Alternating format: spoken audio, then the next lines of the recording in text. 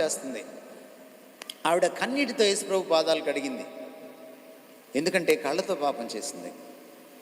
ప్రసంగం, ఒక దైవజనురాలు చేసిన ప్రసంగం. తర్వాత నెక్స్ట్ లైన్ ఏమిటని ఎదురు చూస్తున్నాను. నేను మైక్లో వినబడుతుంది. నేను స్వయంగా విన్న ప్రసంగం ఓ 20 ఏళ్ల క్రిందట. ఆవిడ తన జుట్టుతో ఆయన పాదాలు తుడిచింది. ఎందుకో తెలుసా మీకు?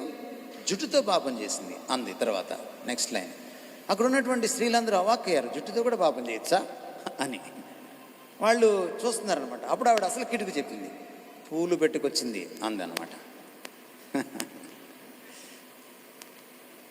పూలు పెట్టుకోవడం తప్పేం కాదు.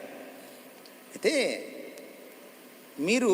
నేను మళ్ళీ అదే సూత్రం, 10 మందిని ఆకర్షించడాని కోసం కాదు.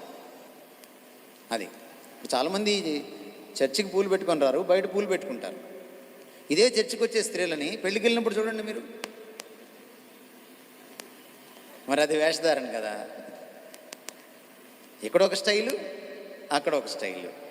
అట్లా ఎందుకు? ఇప్పుడు కొంతమంది ఉన్నారు, ఇక్కడ ఆభరణాలు తీసేస్తారు, ఎక్కడికి వెళ్ళినా ఆభరణాలు తీసే వెళ్తారు. అది మంచిది కదా. కనుక అలా ఉండద్దు, యథార్థంగా ఉండండి.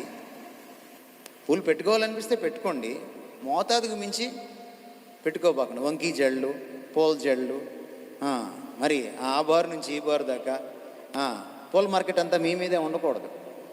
అది చూసుకోండి. గోరింటాకు పెట్టుకున్నా చాలా తక్కువగా చూస్తున్నారు, అది తప్ప. చలవైతే పెట్టుకోండి. ఏమ్మా, 10 మంది చలవ లేకపోయినా ఇది చలవ చేస్తుంది అనుకుంటే పెట్టుకోండి, తప్పేం లేదు. పెట్టినప్పుడు కాస్త పండుతుంది. బాగా పండితే బాగా మంచి భర్త వస్తాడని ఏం లేదు. అలాంటి మూఢనమ్మకాల్లో ఉండద్దు. అర్థమైందా? ఎందుకంటే మంచి భర్త రాలేదనుకోండి, గోరింటాకు మరో రకంగా ఉంటుంది, వాడు మీ రక్తం కళ్ళ చూస్తాడు. కనుక గోరింటాకు వల్ల మంచి భర్తలు రారు, గుర్తుపెట్టుకోండి. అలాంటి మూఢనమ్మకాలు వద్దు. చలవ చేస్తుంది, మంచిది అంటారా, పెట్టుకోండి, తప్పేం లేదు.